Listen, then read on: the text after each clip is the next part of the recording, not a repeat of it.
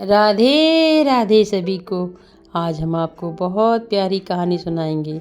सुनकर बड़ा ही आनंद आएगा। चलिए चलते हैं राजस्थान के एक प्यारे से शहर सीकर। सीकर से 40 किलोमीटर दूर परम धाम खाटू श्याम मंदिर है। खाटू श्याम जी यहाँ पर श्याम कुंड में प्रकट हुए, उनका शीश प्रकट हुआ था और इसलिए यहाँ पर बड़ा ही सुंदर श्याम बाबा का मंदिर बना हुआ है। हारे का सहारा श्याम बाबा हमारा। सभी खाटू प्रेमी यहाँ पर साल में प्रतिदिन दर्शन करने आते हैं। हजारों लाखों की संख्या में लोगों की भीड़ लगी रहती है।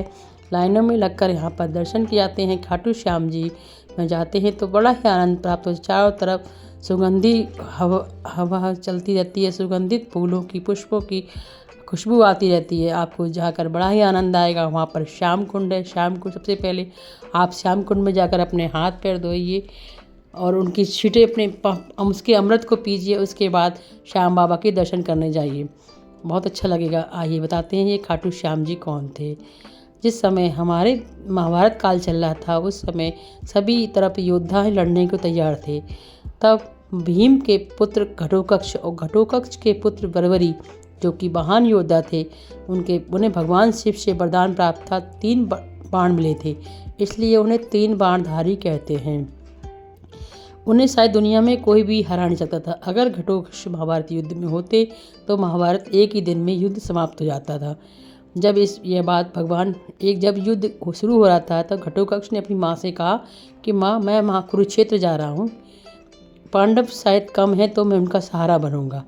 फिर उसकी माँ बोली, बेटा, पांडव कौरव नहीं, जो हारे उसका सहारा बनना। तो उन्होंने अपनी माँ से कहा, माँ, तुम्हारी इच्छा पूरी होगी।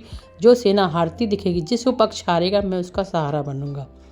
जब ये भगवान कृष्ण को मालूम पड़ी कि घटोत्कच का पुत्र महाभारत युद्ध में आ रहा है, वो तो एक दिन में ही महाभारत युद्ध समाप्त कर देगा, तो उन्होंने एक ब्राह्मण का रूप रखा और रास्ते में जाकर रोक लिया। ब्राह्मण को देख बर्बरी ने प्रणाम किया। बोली, ब्राह्मण ने कहा, खुश रहो बेटा, आशीर्वाद दिया। और फिर कहा कि आप बर्बरी हो? तो बर्बरी ने कहा, हाँ, तो आप बहुत बड़े योद्धा हो, तो हम कैसे मान लें? तो उन्होंने कहा कि आप बताइए, मैं जो करके दिखाऊंगा। तो उस ब्राह्मण ने कहा कि आप एक काम करिए, इस पीपल के पेड़ में जितने भी पत्ते हैं सबको छेदन कर दीजिए। उन्होंने लिए बाण उठाए और सारे में छेद कर दिया, लेकिन जब एक बाण बार बार उस ब्राह्मण के पैरों के पास घूमने लगा। बर्बरी समझ गए ये कोई ब्राह्मण नहीं है, ये कोई महान शक्ति है। तभी भगवान कृष्ण अपने रूप में आए और देखा तो बोले, आप अपने पैर हटाइए, आपके पैर के नीचे एक पत्ता है, इस चक्कर में मेरा बाण घूम रहा है। जब पत्ता हटाया, जब भगवान कृष्ण ने पैर हटाया तो वो पत्ते का छेदन कर दिया। तो भगवान कृष्ण ने कहा कि मुझे बस एक चीज़ चाहिए, तुम अपने शीश का दान दे दो। बर्बरी ने कहा कि शीश का दान? जब आपने मुझे दान मांगा है तो मैं मना कैसे कर सकता हूँ?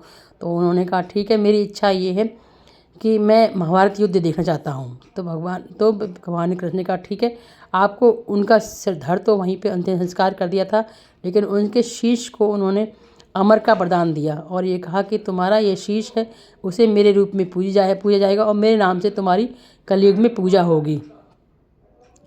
और उसके अंदर महाभारत जब युद्ध हुए थे तो बर्बरी का सिर एक ऊंचे स्थान पर लटका दिया गया। जब पूरी महाभारत चलती रही, बर्बरी अपनी आंखों से महाभारत को देखते रहे।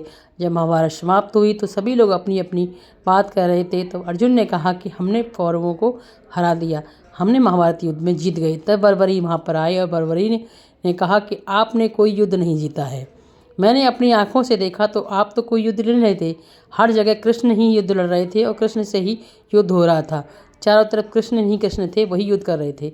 तो भगवान कृष्ण ने कहा, महाभारत युद्ध खत्म हो गई। बर्बरी ने कहा कि प्रभु, अब मेरा क्या होगा?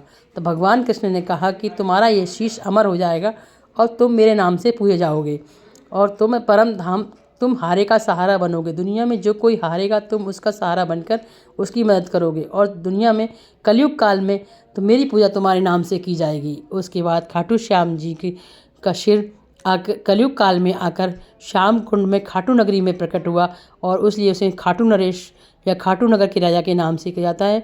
खाटू नगरी में भगवान खाटू श्याम जी की पूजा की जाती है। लाखों करोड़ों की संख्या में उनके भक्त उनके दर्शन के लिए आते हैं और लोगों की, दीन दुखियों की, उनकी सबकी मदद करते हैं। लेकिन एक विशेषता ये है कि खाटू नगरी में आप खाटू बाबा के दर्शन करने जाओगे तो आपको हर बार उनके अनेक अलग अलग रूपों के दर्शन होंगे। खाटू बाबा सबकी मदद करते हैं, हारे का सहारा हैं। आपको मेरी ये कहानी कैसी लग रही है। अगर आपको मेरी कहानी पसंद आई हो तो प्लीज़ मेरे चैनल को सब्सक्राइब कीजिए, लाइक कीजिए, शेयर कीजिए। मैं ऐसी प्यारी प्यारी अच्छी अच्छी कहानियाँ ढूंढ के आपकी लाती रहूँगी। और आपको एक बार खाटू नगरी ज़रूर आइए, खाटू बाबा के दर्शन कीजिए। मैं भी 2 बार कर चुकी हूँ और प्रभु की इच्छा होगी तो आगे भी जाऊँगी। खाटू वाले बाबा की जय, दीन बाणधारी की जय, बोलो श्याम बाबा की जय, हारे का सहारा श्याम हमारा। जय खाटू नरेश, राधे राधे।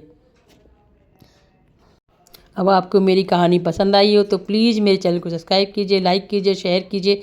राधे राधे।